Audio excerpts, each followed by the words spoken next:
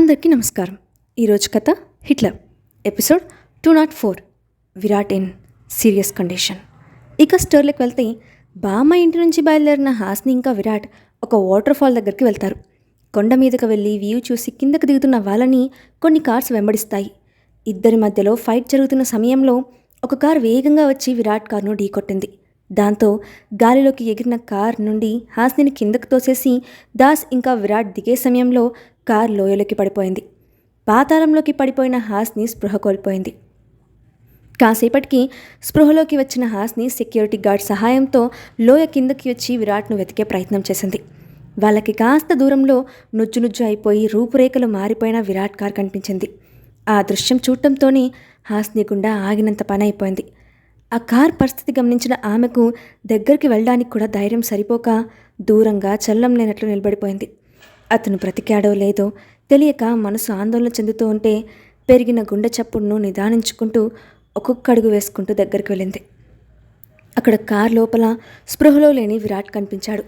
అతని ఒంటికి seat belt ఉండటం వల్ల అంత ఎత్తు నుంచి పడినా బయటకు పడిపోలేదు. కానీ కార్ కింద పడే ప్రాసెస్లో అతని తల డోర్కి బలంగా కొట్టుకొని వెనుక భాగం నుండి రక్తం దారకట్టింది. హాస్ని అదృష్టం బాగుండటం వలన అంత ఎత్తు నుంచి పడిన కార్ బ్లాస్ట్ అవ్వలేదు.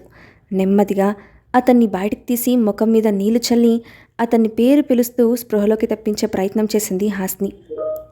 కొద్దిసేపటి తర్వాత కళ్ళు తెరిచిన విరాట్కి ఒక్క క్షణం కంటి ముందు బ్లాంక్ అయిపోయింది. నిదానంగా కొంచెం కనిపించడంతో పైకి లేచి కూర్చున్న అతనికి తన ముందు కన్నీళ్లతో కూర్చున్న హాస్ని కనిపించింది. దాంతో పూర్తి స్పృహలోకి వచ్చి చుట్టూ పరిసరాలు గమనించిన అతనికి జరిగిన సంఘటన గుర్తొచ్చింది. కంగారుగా పైకి లేచి, బేబీ నువ్వు బాగానే ఉన్నావా? నీకేం దెబ్బలు తగలేదు కదా అని గట్టిగా హత్తుకుంటూ అడిగాడు. అతని చుట్టూ చేతులు వేసి మరింత గట్టిగా హత్తుకుంటూ, నేను బాగానే ఉన్నాను విరాట్ గారు, దెబ్బలు తగలేదు, కాకపోతే పైనుంచి విసిరేశారు కదా, దానివల్ల బాడీ అంతా నొప్పులు వస్తున్నాయి అంతే అని చెప్తూ వెనక నుండి కారుతున్న రక్తాన్ని చూసి, ఇక్కడేమైంది విరాట్ గారు అని కంగారుగా అడిగింది. డోంట్ వరీ, అది చాలా చిన్న దెబ్బ, కింద పడుతున్నప్పుడు తల దేనికో కొట్టుకున్నట్టుంది. ఇంతకీ డ్రైవర్ ఇంకా దాస్ ఎలా ఉన్నారు? దెబ్బలు ఏమైనా తగిలాయా అని కంగారుగా అడిగాడు విరాట్. తలకి ఇంత దెబ్బ తగిలి రక్తం కారుతూ ఉంటే మీరు నార్మల్గా ఎలా మాట్లాడుతున్నారు? మీరు కనిపించకపోయేసరికి ప్రాణం పోయినంత పని అయింది. నేను ఎంత కంగారు పడ్డారో తెలుసా విరాట్ గారు? నన్ను కాపాడి మీరు ప్రమాదంలో పడదామనుకున్నారా? మీరు లేకుండా నేనెలా ఉంటాననుకున్నారు? మీకేదైనా అయితే నా ఊపిరి కూడా ఇక్కడే ఆగిపోతుంది, ఇది గుర్తుపెట్టుకోండి అని ఎమోషనల్ అయింది. అప్పుడే ఒక సెక్యూరిటీ విరాట్ దగ్గరికి వచ్చి, మీ వెనక నుండి కూడా సమయానికి సేవ్ చేయలేకపోయినందుకు క్షమించండి సార్, జరిగిన దాడిలో దాస్కి ఎన్నో గాయాలు తగిలాయి, రక్తస్రావం అవుతోంది అని వినయంగా చెప్పాడు. ఇప్పటికీ ఆలస్యమైంది విరాట్ గారు, వెంటనే హాస్పిటల్కి వెళ్దాం, మీ అందరికీ ట్రీట్మెంట్ చాలా అవసరం అని చెప్పి అందరినీ తీసుకొని అక్కడికి దగ్గరలో ఉన్న హాస్పిటల్కి బయలుదేరింది హాస్ని.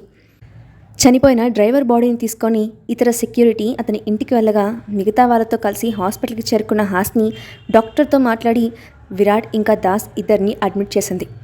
కాసేపటికి బయటకు వచ్చిన డాక్టర్, విరాట్ గారికి తగిలిన గాయం వల్ల అతనికి వెంటనే సర్జరీ చేయాల్సిన అవసరం ఉంది, లేదంటే తలలో ఏర్పడిన క్లాట్ వల్ల అతని ప్రాణాలు ప్రమాదంలో పడతాయి అని చెప్పాడు. అయితే వెంటనే ఆపరేషన్కి సిద్ధం చేయండి డాక్టర్, ఆయనకి ఏమీ కాకుండా చూసుకోవాల్సిన బాధ్యత మీదే, ఇంకా ఆలస్యం చేయకండి అని అంది హాస్ని. ఇలా చెప్పాల్సి వస్తున్నందుకు సారీ మేడం, సార్కి ఆపరేషన్ చేయడానికి కావాల్సిన ఎక్విప్మెంట్ మా హాస్పిటల్లో లేదు, ఈ ఏరియాలో ఇంతకంటే సదుపాయాలు ఉండటం కష్టం, వీలైతే తొందరగా ఆయన్ని సిటీ హాస్పిటల్కి తీసుకెళ్తే మంచిది. అలాగే దాస్కి ఇంటర్నల్ బ్లీడింగ్ అవుతోంది, సమయానికి తీసుకురాబట్టే అతను ప్రాణాలతో మిగిలాడు, ఇంకొక పావు గంట ఆలస్యమే ఉంటే అతను మనకు దక్కేవాడు కాదు, వెంటనే వేరే హాస్పిటల్కి తీసుకెళ్లే ఏర్పాట్లు చూసుకోండి అని వినయంగా చెప్పారు. ఐసీయూలో ఉన్న విరాట్ దగ్గరికి వెళ్ళి విషయం చెప్పి, వీలైనంత తొందరగా మీరు హెలికాప్టర్ రప్పించండి విరాట్ గారు, వెంటనే మీకు సర్జరీ జరగాలి, అలాగే దాస్కి కూడా బెటర్ ట్రీట్మెంట్ ఇవ్వాలి అంటూ అతని కండిషన్ వివరించింది హాస్ని. 2 గంటల తర్వాత విరాట్ని సిటీలోని టాప్ మోస్ట్ హాస్పిటల్లో తన పర్సనల్ డాక్టర్ దగ్గరికి తీసుకెళ్లారు. అప్పటికే ఇన్ఫర్మేషన్ అందడంతో ఎంట్రన్స్లో రెడీగా ఉండి విరాట్ రాగానే టెస్ట్ చేయడం కోసం లోపలికి తీసుకెళ్లారు. అప్పటికప్పుడే అతని తలకి స్కాన్ చేసి తలలో నరాలు చిట్లడం వల్ల రక్తస్రావం అవుతోందని, మరొక చోట బ్లడ్ క్లాట్ అయ్యి చిన్న కణితిలాగా ఫామ్ అయిందని, వెంటనే సర్జరీ చేయాలని, కాకపోతే కాస్త సైడ్ ఎఫెక్ట్స్ ఉంటాయని, టాబ్లెట్స్ యూస్ చేస్తే నార్మల్ అవుతుందని నేరుగా విరాట్కి సూచించారు డాక్టర్. ఇదంతా బయట నుండి గమనిస్తున్న హాస్ని కుప్పకూలిపోయింది. డాక్టర్ మాటలకి ఒంట్లో వణుకు పుడుతూ ఉంటే భయంతో అల్లాడిపోతూ ఒంటరిగా ఐసీయూ బయట ఉన్న చైర్లో కూర్చుంది. ఇదిలా ఉండగా తన విల్లాలో బుద్ధుడి ధ్యానంలో బిజీగా ఉన్న అనసూయ దగ్గరకు వదినా వదినా అని అరుచుకుంటూ వచ్చిన రాజేంద్రవర్మని చూసి, ఎందుకయ్యా అంత గట్టిగా అరుస్తున్నావు? ఇప్పుడు అంత ముఖ్యమైన పని ఏం వచ్చింది అని విసుగ్గా అడిగింది. ముఖ్యమైన పని కాదు వదినా, విషయం తెలిస్తే నీకు గుండె ఆగిపోతుంది. అయినా నీకు తెలియాల్సిన అవసరం ఉందని స్వయంగా నేనే వచ్చాను. కాస్త గుండె దిటవు చేసుకొని నేను చెప్పే విషయాన్ని జాగ్రత్తగా విను. మన విరాట్ వస్తున్న కార్కి యాక్సిడెంట్ అయిందట. ఇప్పుడు తను హాస్పిటల్లో ప్రాణాపాయ స్థితిలో ఉన్నాడు. అతన్ని స్వయంగా హాస్నియే తీసుకొచ్చి జాయిన్ చేసిందట. ఆ అమ్మాయికి ఒక్క దెబ్బ కూడా తగలలేదు. కానీ మన విరాట్ ప్రాణాలు మాత్రం ప్రమాదంలో పడ్డాయి అని విషయం చెప్పే నెపంలో ఆమెలో హాస్ని మీద కోపం మరింత పెంచాడు. ఎమర్జెన్సీ వార్డ్ బయట చైర్లో కూర్చొని భయంతో కన్నీళ్లు పెట్టుకున్న హాస్ని దగ్గరికి కోపంగా వచ్చారు అనసూయ, రాజేంద్రవర్మ, వసుమతి ఇంకా కావ్య. విరాట్ ఆరోగ్య పరిస్థితి గురించి టెన్షన్ పడుతున్న హాస్ని వాళ్ళ రాకను గమనించక శూన్యంలోకి చూస్తూ వేదనకు పడింది. అనసూయ రావడంతోనే, ఇప్పుడు నీ కళ్ళు చల్లబడ్డాయా? నా కొడుకుని హాస్పిటల్ పాలు చేస్తే తప్ప నీ కోపం తీరలేదు కదా అని కోపంగా అడిగింది. ఆ మాటకి తల పైకెత్తిన హాస్ని అనసూయను చూసి ఒక్కసారిగా హత్తుకొని, అత్తయ్యగారు, విరాట్ గారికి ఆపరేషన్ చేయాలంటున్నారు. నాకేమీ అర్థం కావట్లేదు. ఆయనకి ఎలా ఉందో అని భయంగా ఉంది. ప్లీజ్ అత్తయ్య, ఒక్కసారి మీరు డాక్టర్తో మాట్లాడండి. ఆయనకి ఏమీ కాలేదని చెప్పండి ప్లీజ్ అని వెక్కి వెక్కి ఏడుస్తూ అడిగింది. ఆమెను విసురుగా ఒక తోపు తోసి, ఇంకొకసారి నన్ను అత్తయ్య అని పిలిచావంటే నాలుక చీరేస్తా. నన్ను అలా పిలిచే అధికారం నీకు లేదు అని కోపంతో ఊగిపోతూ హాస్ని చెంప పగలగొట్టింది అనసూయ.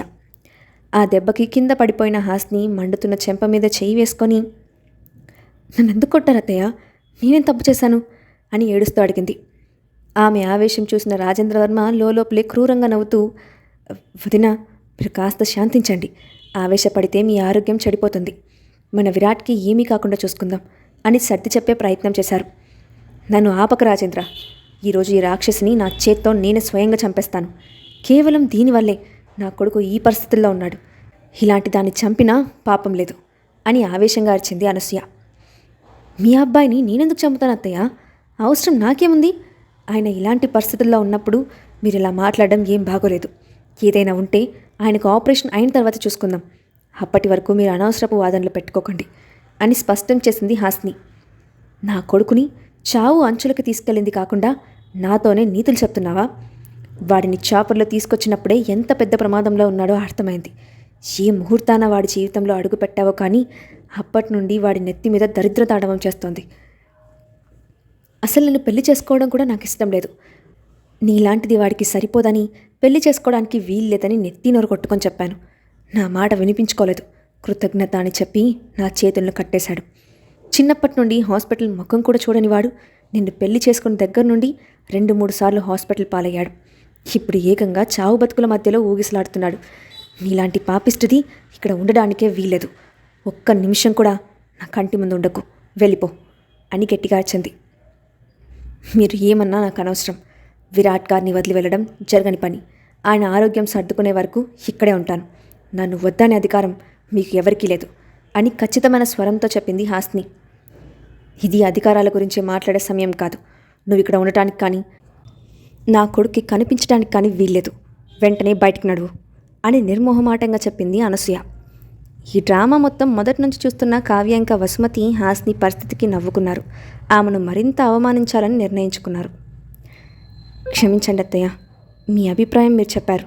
నా నిర్ణయం కూడా వినండి. విరాట్ గారికి ఆపరేషన్ జరిగి డేంజర్ తొలగిపోయిందని తెలిసే వరకు నేను ఇక్కడి నుంచి ఇంచు కూడా కదలను.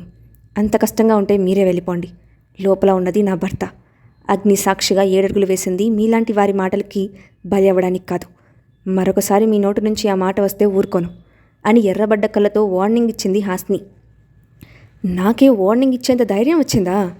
ఈ క్షణమే నిన్ను బయటికి గెంటేస్తాను. నేను ఏం చేస్తానో నువ్వు చూస్తావుగా అని తన బాడీగార్డ్స్ని పిలిపించి, ఈ చెత్తని బయటకు విసిరేసి పారేయండి. ఇది లోపలికి అడుగు పెట్టడానికి వీల్లేదు. కాదని అడుగు పెట్టిందో నీ ప్రాణాలు పోతాయి, గుర్తుపెట్టుకోండి అని కమాండింగ్ టోన్లో చెప్పింది అనసూయ. యాజమాని మాట వినడం ఆలస్యం. బాడీగార్డ్స్ హాస్ని దగ్గరికి వెళ్ళి ఆమె రెక్క పట్టుకొని బయటకు లాక్కెళ్ళడానికి ప్రయత్నించారు. కాస్త దూరంలో నిలబడి జరుగుతున్నదంతా చూస్తున్న విరాట్ పర్సనల్ బాడీగార్డ్స్ హాస్నిని రక్షించడానికి వేగంగా వచ్చారు. అయితే వాళ్ళని గమనించిన అనసూయ అడ్డుగా నిలబడి, నా మాట కాదని దాన్ని రక్షించడానికి వస్తే మర్యాదగా ఉండదు. నేను విరాట్ తల్లిని, ఆ విషయం గుర్తుపెట్టుకొని ప్రవర్తించండి అని సీరియస్గా చెప్పింది. విరాట్కి స్పృహ వస్తే ఏమంటాడోనని లోపల భయం కలుగుతున్నా ఆమె మాటకి అడ్డు చెప్పలేక హాస్ని వైపు నిస్సాయంగా చూశారు బాడీగార్డ్స్. చూస్తుండగానే అనసూయ పర్సనల్ బాడీగార్డ్స్ అక్కడి నుంచి వెళ్ళనని మొండికెత్తిన హాస్నిని బలవంతంగా లాక్కెళ్ళి హాస్పిటల్ బయట వదిలేశారు. ఆ హాస్పిటల్లో ఆమె గోడు వినిపించుకునే వాళ్ళు ఎవ్వరూ లేరు. బయటికి తీసుకొచ్చిన బాడీగార్డ్స్ను ఎంతగా రిక్వెస్ట్ చేసినప్పటికీ ఆమెను లోపలికి వెళ్ళనివ్వకుండా అనుమతించలేదు. కాసేపటికి ఎమర్జెన్సీ వార్డ్ నుంచి బయటకు వచ్చిన డాక్టర్ దగ్గరికి హడావిడిగా వెళ్ళి, హలో డాక్టర్, నా కొడుకు విరాట్ ఆరోగ్య పరిస్థితి ఎలా ఉంది? ఇప్పుడు తన కండిషన్ ఏంటి అని కంగారుగా అడిగింది అనసూయ. తనకు ఆపరేషన్ చేయాలని చెప్పి వాటికి సంబంధించిన ఏర్పాట్లు చేయడం కోసం అక్కడి నుంచి వెళ్ళిపోయాడు డాక్టర్. అతను వెళ్ళడం ఆలస్యం. వేగంగా ఐసీయూ లోపలికి వెళ్ళిన అనసూయకు తల నిండా కట్టుతో స్పృహలో లేని విరాట్ కనిపించాడు. ప్రాణం కన్నా ఎక్కువగా ప్రేమించుకున్న కొడుకుని ఆ పరిస్థితుల్లో చూసిన అనసూయ తల్లి మనసు బాధతో ద్రవించిపోయింది. నాన్న విరాట్, ఏమైందిరా నీకు? నిన్ను ఇలాంటి పరిస్థితుల్లో చూడ్డానికా ఈ తల్లి బతుకుంది అంటూ అతని చేతులు పట్టుకొని కన్నీళ్లు పెట్టుకుంది. ఆ అలికిడికి స్పృహలోకి వచ్చిన విరాట్ను గమనించి, ఇప్పుడు నీ ఆరోగ్యం ఎలా ఉంది నాన్న అని కొడుకు నొసటిని ప్రేమగా నిమురుతూ లాలనగా అడిగింది అనసూయ. ఆమెను ఒక్కసారిగా ఒక చూపు చూసి కళ్ళు మూసుకొని, ఐఎమ్ ఫైన్ అని పొడి పొడిగా బదిలిచ్చాడు. ఇంతలో లోపలికి వచ్చిన కావ్య, నిన్ను ఇలాంటి పరిస్థితుల్లో చూస్తానని కల్లో కూడా అనుకోలేదు విరాట్, నాకు ఎంత బాధగా ఉందో తెలుసా అని ముఖంలో వేదన పలికిస్తూ జలజల కన్నీళ్లు కార్చింది. ఆ మాటకి సమాధానం చెప్పకుండా గది మొత్తం పరీక్షగా చూస్తూ, హాస్ని ఎక్కడుంది? తను ఎందుకు లోపలికి రాలేదు అని సీరియస్గా అడిగాడు విరాట్. అతని నోటి నుండి వినిపించిన హాస్ని పేరుకి అనసూయ ముఖం మారిపోయింది. కళ్ళెదురుగా ఉన్న తల్లిని కాకుండా తనని విసిగించే పెళ్ళాం గురించి ఆరా తీస్తున్న కొడుకుని చూసి మనసులో లావాలా పొంగుతున్న కోపాన్ని దిగమింగుకుంటూ, ఆకలేస్తుందని తినడానికి బయటకు వెళ్ళింది, కాసేపట్లో వచ్చేస్తుందిలే, అనవసరంగా తన గురించి కంగారు పడి నీ ఆరోగ్యం పాడు చేసుకోకు అని ముక్తసరిగా సమాధానం చెప్పింది అనసూయ. అప్పుడే గదిలోకి వచ్చిన డాక్టర్, మీరు ఎక్కువగా మాట్లాడకూడదు విరాట్ గారు, కాసేపట్లో ఆపరేషన్ థియేటర్కి తీసుకెళ్తాము, అప్పటి వరకు ప్రశాంతంగా కళ్ళు మూసుకొని పడుకోండి, హైపర్ అవ్వడం మంచిది కాదు అని చెప్పాడు డాక్టర్. ఇప్పుడు జరుగుతున్నది మైనర్ ఆపరేషన్ కదా, నా కొడుక్కి ఎలాంటి సమస్య ఉండదు కదా అని ఆశగా అడిగింది అనసూయ. మీకు తెలియంది ఏముంది మేడం, తనకి సర్జరీ అంటేనే చాలా రిస్క్తో కూడుకున్నది, అలాంటిది సార్కి తల వెనుక భాగంలో తగిలింది. మా హాస్పిటల్లో ఉన్న వరల్డ్ టాప్ మోస్ట్ డాక్టర్స్తో సర్జరీ ఏర్పాటు చేశాము, చాలా జాగ్రత్తగా ఆపరేషన్ చేస్తాము, కానీ ఆయనకి రికవరీ అవ్వడానికి ఎన్ని రోజులు సమయం పడుతుందో అంచనా వేయలేము. అది పూర్తిగా ఆయన విల్ పవర్ మీద ఆధారపడి ఉంటుంది. ఆఫ్టర్ సర్జరీ ఆయనను చాలా జాగ్రత్తగా చూసుకోవాల్సి ఉంటుంది.